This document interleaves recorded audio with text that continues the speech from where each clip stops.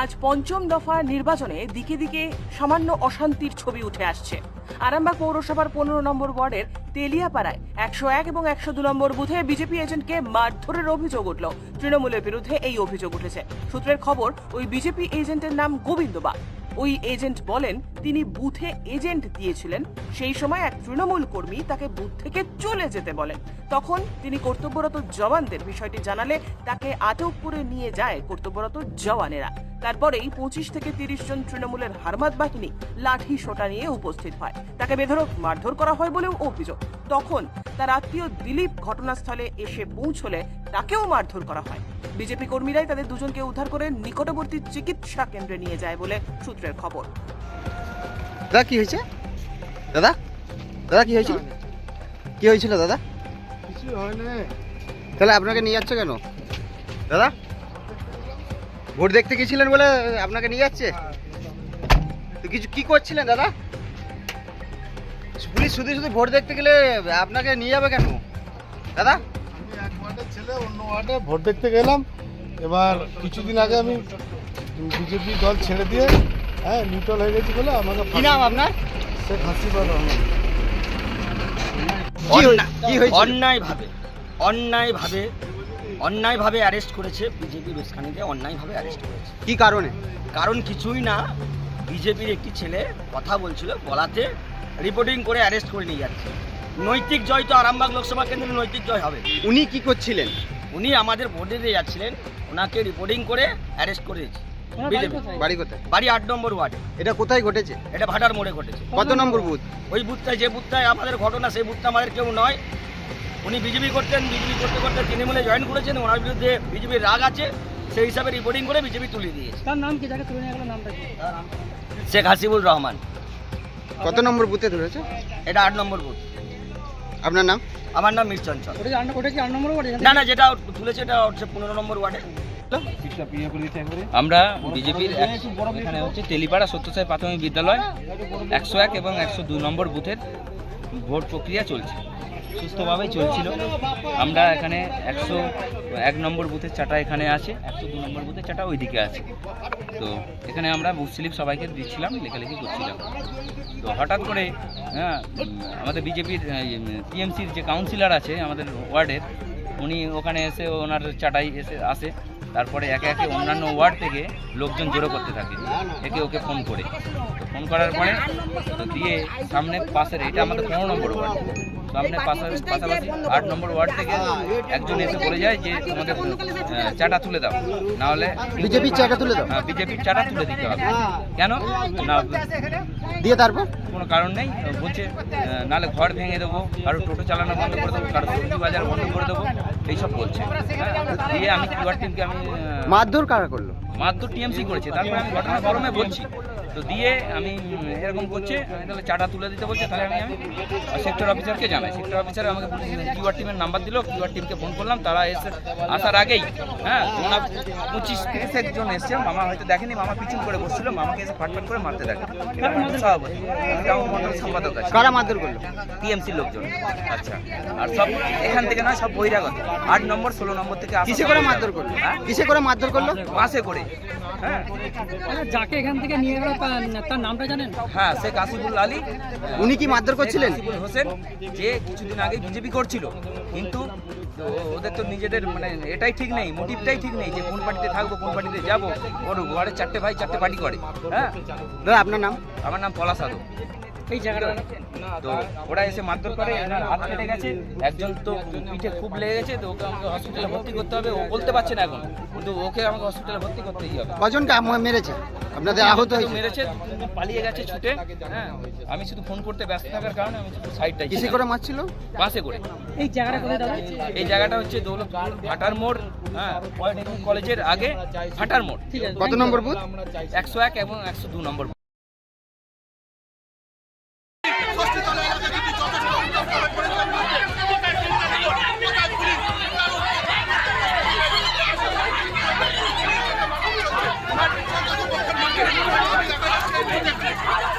অভিযোগ একাধিক রয়েছে মহিলাদের, আমাদেরকে এইভাবে রীতিমতো মারধর থেকে শুরু করে হাওড়ার অনুসারী ষষ্ঠীতলা এলাকায় ধুন্ধুমার বিজেপি এবং তৃণমূল কর্মীদের মধ্যে ব্যাপক মারধর, ঘটনাস্থলে আহত বেশ কয়েকজন, মেরে মাথা ফাটিয়ে দেওয়া হয় বিজেপি কর্মী সমর্থকদের। রক্তাক্ত পরিস্থিতি।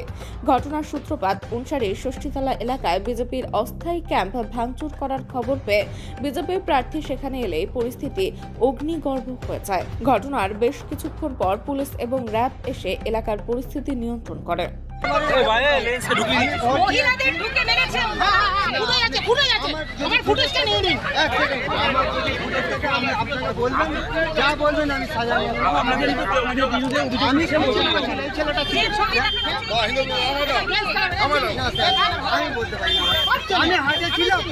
আমি হাটে ছিলাম তাই মিডিয়াকে বলছি, স্যার আপনাদের বলছি, দেখুন আমি হচ্ছি একটা ভোটার, আমি ভোট দিতে গেছিলাম, আমি ভোট দিয়ে আমি ব্যবসার জায়গায় এখানে আমাদের হাট চালু হয়েছে, আমি ওই হাটে গিয়ে আমি ব্যবসা করছি। স্যার আমি এতে কোনো ঝামেলায় ছিলাম। আমি কি অভিযোগ রয়েছে আপনার? কি অভিযোগ? আমাদের বিজেপির প্রার্থী রতিন চক্রবর্তী এইখানে কিছু মানুষকে উস্কে RSS এর ছেলেদের নিয়ে আমাদের এইখানকার সাধারণ মানুষের উপর অত্যাচার করে গেছে, ঘর দোর ভাঙচুর করে গেছে। এই ছেলেটাকে এর চোট দেখুন, ভালো করে দেখান এইগুলো। এইটাই সাম্প্রদায়িক মানুষগুলোকে এই আক্রমণটা কেন? রতিন চক্রবর্তী তার দল কেন হঠাৎ করে আপনাদের উপরে আক্রমণ? সেটা রতিন চক্রবর্তীকে গিয়ে জিজ্ঞাসা করুন, ওনাকে ওই প্রার্থীকে। আপনাদের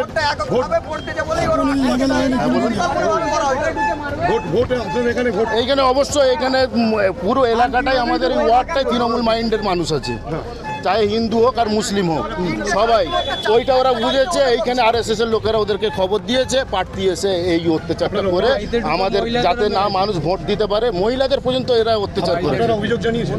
আমরা অভিযোগ অবশ্যই এখনই আমরা জানাচ্ছি। অভিযোগ এমনি প্রশাসন আছে, তাদেরকে জানিয়েছি। আমরা লিখিত, প্রার্থী নিজে এসেছিলেন, আমরা লিখিত আকারে আবার অভিযোগ জানাবো। আমার নাম শেখ আলী। এত জোরে প্রশাসন আছে, আমাদের সুরক্ষাটা কি দিচ্ছে?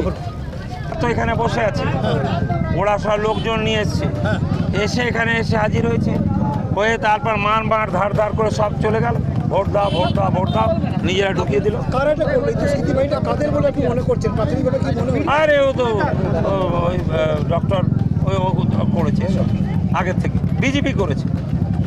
আর কি নাকি বিজেপি কন্টিনিউ নগ্রামি করছে, যে যা বলুক আমার কিছু যা আসবে না। বিজেপি একটা অসভ্যতামি করছে। যে দাবিটা করছে, এটা যেমন দাবি করছে, এরপর এই যে রাস্তা অবরোধটা কতক্ষণ রাখবে? রাস্তা অবরোধ এখানে আমরা ভেবে নিচ্ছি, সভাপতি আছে, ওনারা সবাই আছে, তারা ভেবে নেবে। এটা অসভ্যতামি করেন, রাস্তা বন্ধ করার লোক নয়। মানুষগুলো কাজ করে, ভালোবাসে এবং তৃণমূলকে ভালোবাসে, দিদিকে ভালোবাসে, মমতাদি ভীষণ ভালোবাসে। এরা কিচ্ছু চায় না। আমি দেখেছি নিজেরা কাপড়ের কাজ, অমুক কাজ তমুক কাজ ছড়ে, অসম্ভব আজকে নরমাই করেছে। এ তো আমার এমপি বলে, আমি প্রার্থী বলে লাঠি নিয়ে যেতে পারবো না, কিন্তু আমি লাঠি নিয়ে যেতাম এদের সাথে। আপনি কতক্ষণ থাকবেন? থাকবো এখন, যতক্ষণ থাকবো আমি, কথা হবে। এখানে তো প্রশাসনের কর্তা ব্যক্তিরা রয়েছে, পরিস্থিতি। আরে প্রশাসন তো পালিয়েছে, আর আমাদের অফিসাররা রয়েছে খালি পুলিশে। প্রশাসন সে তো ওয়েস্ট বেঙ্গলের পুলিশ অফিসার, তারা রয়েছেন এখানে। তারা চেষ্টা করছে, তাদের কাছে আমরা আবেদন করেছি যে ইমিডিয়েট অ্যারেস্ট করুন বলে। আমরা কাল পরশুর মধ্যে থেকে আমরা কাজ করছি। নির্বাচন কমিশনের অবজারভার সব বলেছি, হ্যাঁ করে আসেনি তো, আমি তো নিজে লিখে পাঠালাম। Nobody is come to here. DMK জানালো, ডিএম কথা বলতে পারে না নাকি? উড়ে এসছে নাকি ডিএম? বড় বড় বক্তৃতা মারছেন ডিএম, কিচ্ছু। এ তো এদের মারধর করে যাচ্ছে, চেঁচামেচি করে যাচ্ছে। হ্যাঁ, এই আমাদের কি নাম, রতিন চক্রবর্তী, তোমার কাছের বন্ধু, সেই রতিন চক্রবর্তী সে এসে শেষ করতে আসছে, লোক দিয়ে মারছি CSFকে দিয়ে। এ কি হচ্ছে? আমি তো এমপি, আমি তো প্রার্থী, আমার জায়গা এটা, ওনার জায়গা নয়। আর এরা কিচ্ছু করেনি, এরা তো বসে বসে কাজ খায় না। এরা এদের ব্যবসা করে, ব্যবসা করার পর ভালোবাসে মানুষকে, আর দিদিকে ভালোবাসে বলেই তাই ওরা ভালোবাসে। তার সামনে দাঁড়িয়ে পাড়ার বউকে মারছে, মেয়েকে মারছে, আর মুসলিম। আমি ভীষণ বিরক্ত, আমি ছুটে এলাম, এখানে ছিলাম। চাপাবোর্ড চলছে, ওরা করে নিয়েছে এই করে। কত নম্বর? 25 নম্বরে। এ কি হচ্ছে? আমি অবিশ্বাস্য। আর যত পাইতে মেরেছে, বাড়িতে ঢুকে মেয়েদের মারলো, এখানে হাতে বাতে দাঁড়িয়ে সবাইকে মারলো, রংবাজি করে চলে যাচ্ছে। ঠিক ডেমোক্রেসি কোথায় ভারতবর্ষে? আপনি কি কমিশনে জানিয়েছেন? 100% জানিয়েছি, ও তো রয়েছে, কমিশনার জানিয়ে দিচ্ছে এবং এখানকার জেনারেল রয়েছেন চিফ, তাদের কাছে বলে দিচ্ছি ইমিডিয়েট ওদের ধরতে হবে, ইমিডিয়েট রতিনকে ধরতে হবে। যা করে গেছে, হেসেছে, নেচেছে, দৌড়ে করেছে, এই সাধারণ লোকগুলো দাঁড়িয়ে আছে, গরিব মানুষ, এ তো ভীষণ বাজে ব্যাপার। আমি জানি না, তুমি নিশ্চয়ই তোমার লেখা টেখা অন্যরকম ব্যাপার আছে, কিন্তু এই ব্যাপারগুলো তুমি যদি সাপোর্ট না করার কিছু করার নেই। জেনে বুঝে একটা অস্থির অবস্থা তৈরি করতে অস্থির করে দিয়েছে, যেভাবে ওরা কিছু চাইছে, পারবে না তো, গোহারা হারবে। আমি বললাম এখানে দাঁড়িয়ে, এখানে বললাম এরা না, আমি এই অঞ্চলে বহুবার আসি, এরা আমাদের এমন একটা ওরা ব্যবসা করছে, কাপড়ের ব্যবসায়ী ব্যবসা, যে যা নিজের মতন, কোনো ঝামেলা আমি দেখিনি। তুমি বিশ্বাস করো, 13 সাল থেকে আমি আছি এখানে, একটা ঝামেলা, বোম পড়া, গুন্ডা পড়া কিচ্ছু না। এরা এখন দাঁড়িয়ে আছে নিজের মতো করে, কিন্তু এই লোকগুলো না দেখে মারলো। একজন প্রার্থী হয়েছে, হ্যাঁ, বেস্টুন সব ছিঁড়ে ফেলে দিয়েছে, আর এক ঘরের মধ্যে ঢুকে ওই অবস্থায় তিনটে সিআইএসএফকে নিয়ে মেরে লাথি মেরে চলে গেল। হারের পর তো ও তো হেরেই গেছে, তোমরা যত বলো, কিন্তু দুর্ভাগ্য। হ্যাঁ, এক্ষুনি পাঠিয়ে দিয়েছি সব কিছু লিখে, কিন্তু এখানে আমাদের অফিসাররা যারা আছেন, যারা, তাদেরও বলেছি, তারা বললো স্যার একটু সুযোগ দিন, আমরা এক্ষুনি করে দিচ্ছি।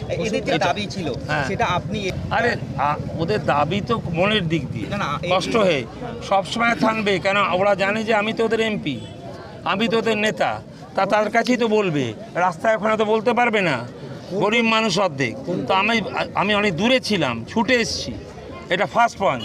আমার একটা জায়গা, এদের মধ্যে একটা ভালোবাসা আছে, তোমরা বিশ্বাস করো, আমি বাড়িয়ে বলছি না, এরা কোনোদিন বাড়তি কথা বলে না। হ্যাঁ, এরা ঠিক তৃণমূল ছাড়া কাউকে দেবে না, দিদিকে ভালোবাসে। সেই জায়গাটার নামটা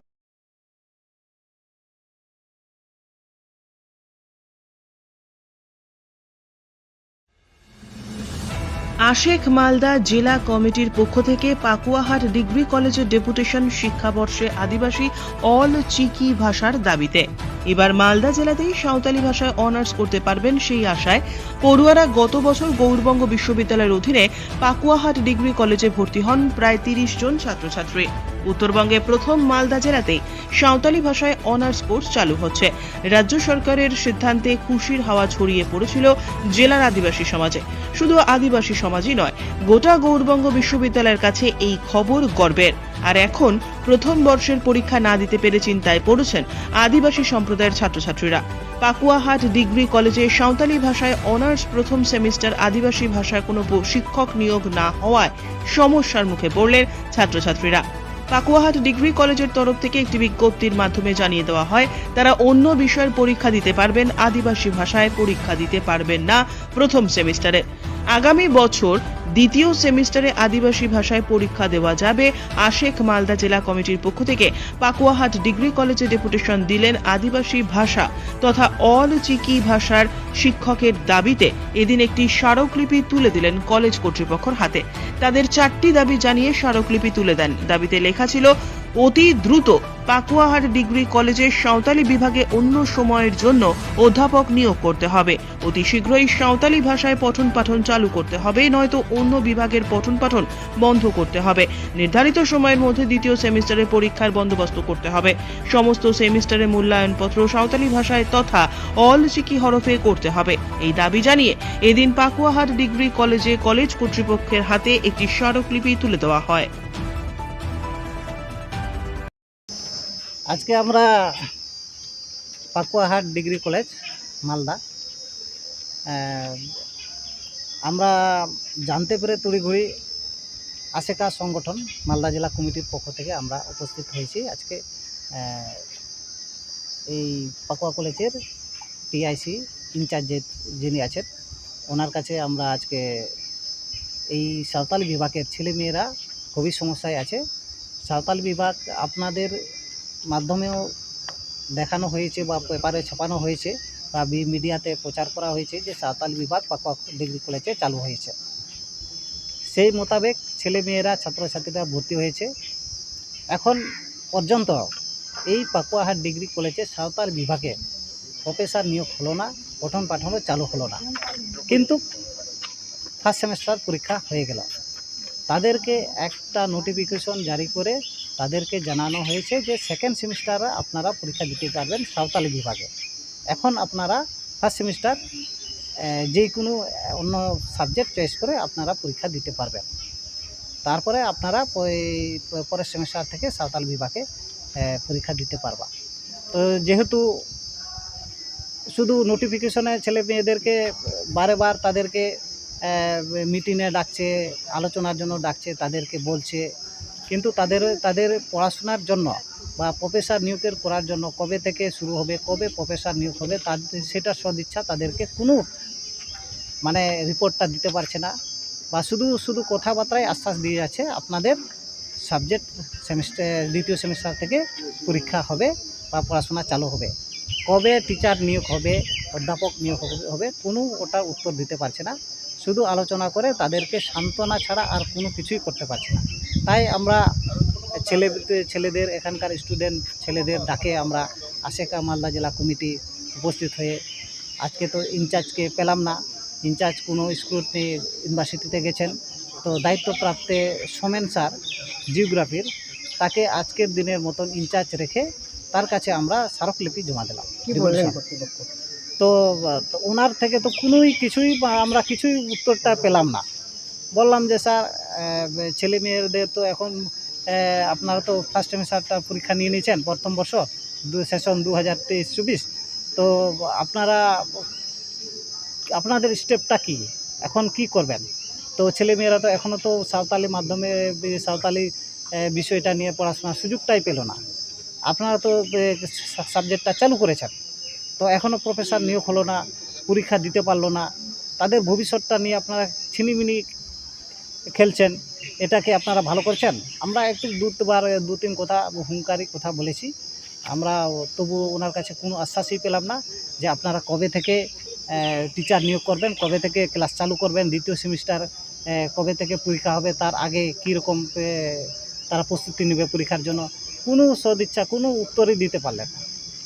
কিন্তু আমরা ওনাকে বারবার বললাম যে আপনি যে ইনচার্জ আছেন তাকে একবার ফোন করে ওনার কাছে আমাদেরকে কী কথা আপনাকে বলছে, কী আশ্বস্ত দিচ্ছে, ওটা আপনার মাধ্যমে আপনি আমাদেরকে বলেন, কি বলছে ফোনের মাধ্যমে বলেন। তো উনি শুধুই একটাই কথা বলেন যে যারা এসেছে, যারা সাঁওতালির মাধ্যমে যারা বিভাগের ছেলে মেয়েগুলো আসছে বা যারা জেলা কমিটি থেকে আসছে, তাদেরকে যে কোনো একজন আমার কাছে ফোনে যোগাযোগ করতে বলো। তো আমরা ওনাকে বললাম যে ফোনে শুধু আমাদেরকে বলবে দাদা স্যার আপনারা একটু অপেক্ষায় থাকুন, কিছুদিন অপেক্ষা করুন, আমরা সেই বিষয় নিয়ে বসবো, বা 1 মাস ধরুন। এরকম করতে করতে এই বছরটা পার হয়ে গেলে তাহলে ছেলেমেয়েরা এই সাবজেক্টটা নিয়ে তাদের কি হবে? দাদা আপনার নাম? আমার নাম ছানু হাসদা। কোন দায়িত্বে? আমি মালদা জেলা আশেকা সেক্রেটারি দায়িত্বে আছি। দুদিন ধরে কোনো জল নাই, কোনো কারেন্ট নাই, জলের লাগে অনেক সমস্যা হয়েছিল, অনেক। আবারও বিদ্যুৎ এবং পানীয় জলের দাবিতে সড়ক অবরোধ করে বিক্ষোভ এলাকাবাসীর। জানা যায় ত্রিপুরা দক্ষিণ জেলার শান্তির বাজার মহকুমার অন্তর্গত বেতাগা সাইনবোর্ড সংলগ্ন আরকেগঞ্জ এলাকায় 2 দিন যাবৎ বিদ্যুৎ নেই। এই প্রখর গরমে বিদ্যুৎ পরিষেবা না থাকার ফলে ছোট শিশু থেকে বয়স্করা অসুস্থ হয়ে পড়ছে। অপরদিকে এলাকায় বিদ্যুৎ না থাকার ফলে সঠিকভাবে পানীয় জল সংগ্রহ করতে পারছে না এলাকার লোকজনেরা। অবশেষে বাধ্য হয়ে বিদ্যুৎ ও জলের দাবিতে বেতাগা সাইনবোর্ড এলাকায় জাতীয় সড়কের সড়ক অবরোধ করে বিক্ষোভে বসে সকল এলাকাবাসী। ঘটনার খবর পেয়ে ঘটনাস্থলে ছুটে যায় শান্তির বাজার থানার পুলিশ। 2 দিন আমরা এখানে কারেন্ট নাই, এখানে পোস্টের মধ্যে কালকে সকালবেলা তার ফুটে গেছে গা, তারপরে কারেন্টটা লুকাইছে ঠিক করনে লেগা, ঠিক করছে না, তারা গেছে গা, তারা টাইম নেই। আজকে 2 দিন আমরা এদিকে মোটর চালান যেতেছে না, জল নাই, তারপরে কারেন্ট। এই বিষয় নিয়ে কারণে জানাইছেন না? তারা আইছে সেটা কারেন্ট ঠিক করছে না, গেছে গা, তারা সময় নেই, তার নাই। আজকে কয়দিন ধরে? আজকে 2 দিন, কালকে সকাল 8টার থেকে আমরা এখানে কারেন্ট নেই। এখন আপনারা কি চাইতেছেন? জল লাগবে, কারেন্ট লাগবে। এটা কোন জায়গা? এটা বেতাগা আরকেগঞ্জ। না, এটা বেতাগা। 2 দিন ধরে কোনো জল নাই, কোনো কারণ নাই। জলের লাগে অনেক সমস্যা হয়েছিল, অনেক কিছু জানানো হয়েছে, অফিস আদালত সবারই জানানো হয়েছে, জলের কোনো ব্যবস্থা হয়েছে না। জলের লাগে বহুত কিছু করা হয়েছে আমরা, তারপর আমরা জল পাওয়া গেছে ঠিক মতন। এখন আজকে 2 দিন ধরে কারেন্ট তার ছিঁড়ে গেছে, কারেন্ট ঠিক করতে কেউ আয় না। তো এই বিষয় নিয়ে আপনারা কারোর জানাইছেন না? কারেন্ট অফিসের লোক আইতেছে, কালকে সন্ধ্যার সময় তারা আইয়া গেছে, তারা ভাবতো না। শান্তিবাজারের লোক গেছে গা, বাই করার লোক আইসে সকালবেলা, তারাও আইয়া ঘুরে গেছে গা, তারাও ঠিক করছে না। তাহলে আমরা ঘরে ঘরে বাচ্চা অসুস্থ হয়ে যেতেছে এই গরমে। তো এখন আপনারা কি চাইতেছেন? আমরা জল পাচ্ছি কারেন্ট অফিসে।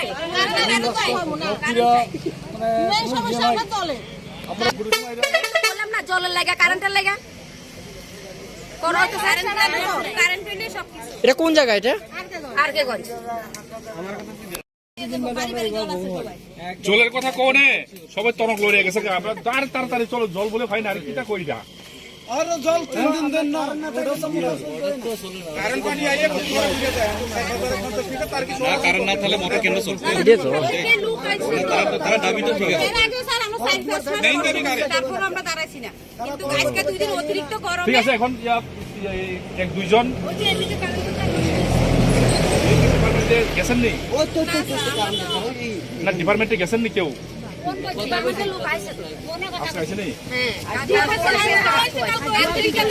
কেউ নাম্বার আছে নি ইলেকট্রিকের? ফোন করেছে ঠিক আছে, প্রশাসন তো আছে, এসডিএম আছে, ভিডিও না না না না শুনুন, তাহলে আমার না না আমাদের এসডিএম আছে, ভিডিও আছে, সবাই আছে। তো আমরা কাছে যাইলে কত সময়টা কি করছো কথা বুঝছেন, কারেন্টটা তারও আছে সবাই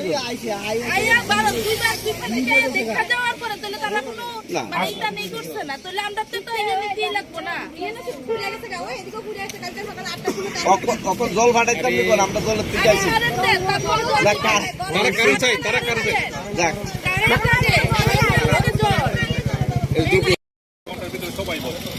আর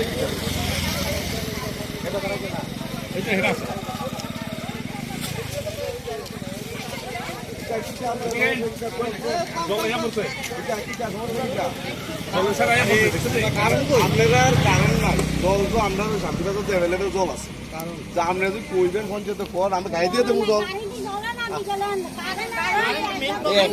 একটা হোক না, আগে জলটা হোক না,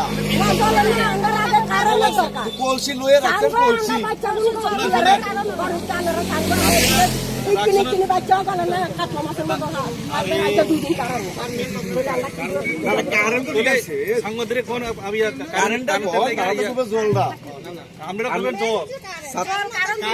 আমরা জল করে দেবো, জলের লেগে নাই, কিন্তু আপনারা কারেন্টের দরকার কলসি বয়ে রয়েছে, দেখছি 1 ঘন্টাও লাগছে না, বসে কিন্তু রাস্তা অবরোধ করে কোনো কিছু সমাধান হইতো, ঠিক আছে? আরো জল বদ্ধ করে লাগতো না, আনে বদ্ধ লাগতো, হুন করলে এখন জল আইবে। আমরা পঞ্চায়েত আছে না, প্রধান আছে না, মেম্বার আছে না, ঠিক আছে সিলেন না, এর তারা তো আছো, বাপি তারা আছে না, কেনা নাই এরিয়ার মধ্যে জল না খেয়ে কি থাকতে পারবো? কারেন্টের ব্যাপার তো সেটা আলাদা। এবার রামকৃষ্ণ মিশনের জমি এবং সম্পত্তি দখল করার অভিযোগ উঠল ভক্তিনগর থানা এলাকার জমি মাফিয়াদের বিরুদ্ধে। জানা গিয়েছে শিলিগুড়ির সেবক রোডের শালুগাড়ায় অবস্থিত রামকৃষ্ণ মিশনের সেবক হাউসের এক ভক্ত কর্তৃপক্ষকে দান করেছিলেন। দীর্ঘদিন ধরে ওই জায়গায় বসবাস করে রামকৃষ্ণ আশ্রমের আবাসিকরা। অভিযোগ, রবিবার ভোর রাতে এলাকার এক জমি মাফিয়া প্রদীপ রায় এবং আরও প্রায় 10 জন দুষ্কৃতী আগ্নেয়াস্ত্র এবং অন্যান্য ধারালো অস্ত্র নিয়ে সেখানে সম্পত্তিতে ঢুকে গিয়ে তা দখল নেওয়ার চেষ্টা করে। নিরাপত্তা রক্ষী এবং সেখানে বসবাসকারী আশ্রমিকদের মেরে ফেলার হুমকি দিয়ে ওই বাড়ি ছাড়ার নির্দেশ দেয়। সিসিটিভি ক্যামেরা ভেঙে ফেলার পাশাপাশি সকলের মোবাইল ফোন ছিনতাই করে নিয়ে যায় তারা। দ্রুত সেই সম্পত্তি না ভেঙে ফেলা হলে প্রাণে মারার হুমকি দেওয়া হয় বলে অভিযোগ। অত্যন্ত লজ্জার বিষয়, একদিকে মাননীয় মুখ্যমন্ত্রী তিনি রামকৃষ্ণ মিশন, ভারত সেবাশ্রম সংঘ, ইসকনদের মতন প্রতিষ্ঠানকে অপমান করবেন, বঙ্গীয় ইমামদেরকে দিয়ে তৃণমূল কংগ্রেসের ভোট ভিক্ষা করবেন, আর তৃণমূল কংগ্রেসের দুষ্কৃতীরা রামকৃষ্ণ মিশনের সন্ন্যাসীদের বন্দুক বা আগ্নেয়াস্ত্র দেখিয়ে তাদেরকে খুন করবার হুমকি দিবেন, এই জিনিস চলতে পারে না। পুলিশ তারা নাকি বলছে ডিসপুটেড ল্যান্ড। আরে ডিসপুটেড ল্যান্ড হলে তার জন্য আইনত ব্যবস্থা নেওয়ার জায়গা আছে।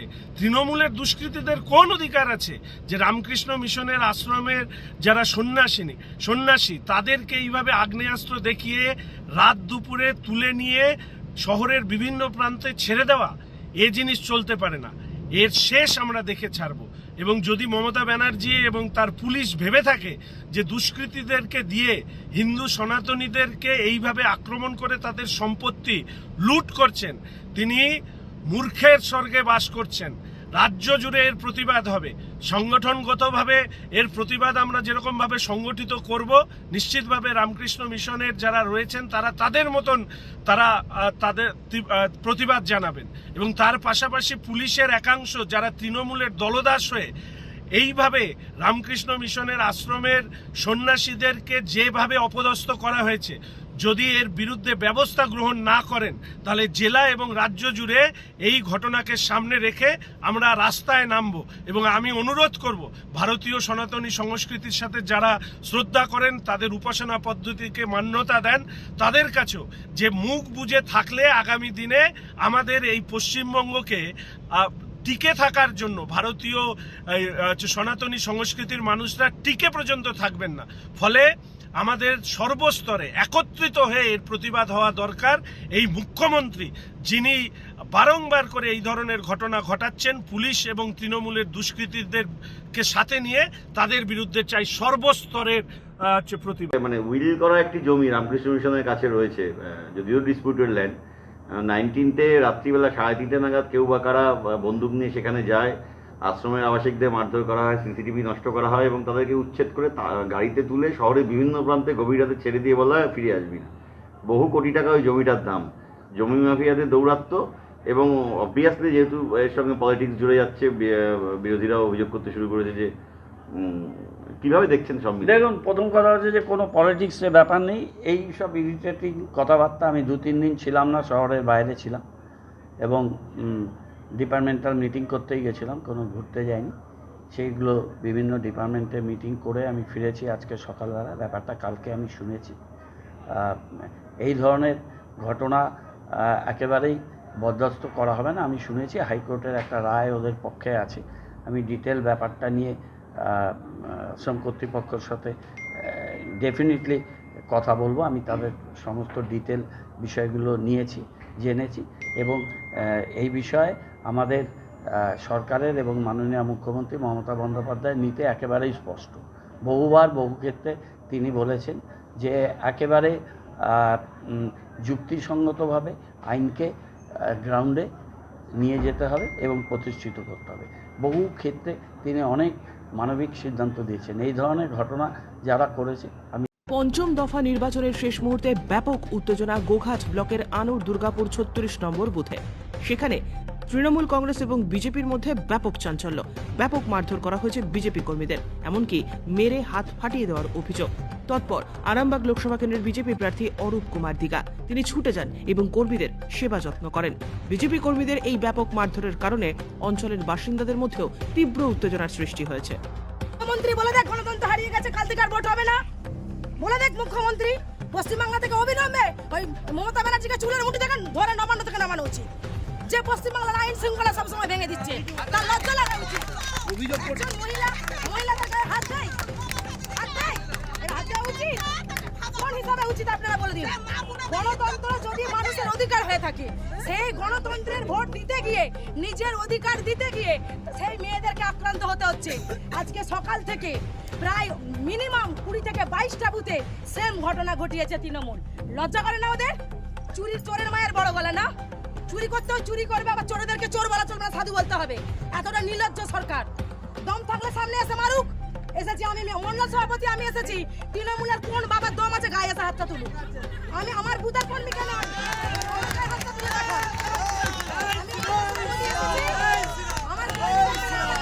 দেখা, আমি মার খেতে এসেছি তার বুথে। বুথে। তার মানে বলতে যাচ্ছে অভিযোগ যেটা করা হয়েছে সম্পূর্ণ মিথ্যে। তৃণমূল মানেই অভিনয়, তৃণমূল মানেই মমতা ব্যানার্জির নাটক দেখেছেন, সম্পূর্ণ নাটক। কোনো আমাদের ভারতীয় জনতা পার্টির কর্মীরা কোনো ঝুট ঝামেলায় কখনোই যায়নি, বিশেষ করে দুর্গাপুর যেখানটা সেন্সিটিভ বুথ। দুর্গাপুর বুথটা এমন একটা বুথ যে বুথটা সেন্সিটিভ বুথ। এই বুথেতে সীমিত পার্সেন্ট হিন্দু, অধিকাংশটাই মুসলিম। এই বুথেতে কখনোই কোন তৃণমূলের বিজেপির নেতা তৃণমূলের পতাকা ছিঁড়ে যেতে পারে? স্বাভাবিক প্রশ্নই আসুন আপনারা। অথচ এখানে তৃণমূলের নেতাদের খুব অধ্যত্ত হয়ে গেছে যে তারা আমার কর্মীকে মারছে। আমি প্রেজেন্ট, আমি আপনাদের মধ্য দিয়ে বার্তা দিচ্ছি, তৃণমূলের কোন নেতা আছে আসুক, আমার গায়ে হাতটা তুলে যাক। আমি দাঁড়াচ্ছি এক পেজে, আমি দেখবো দম কত আছে।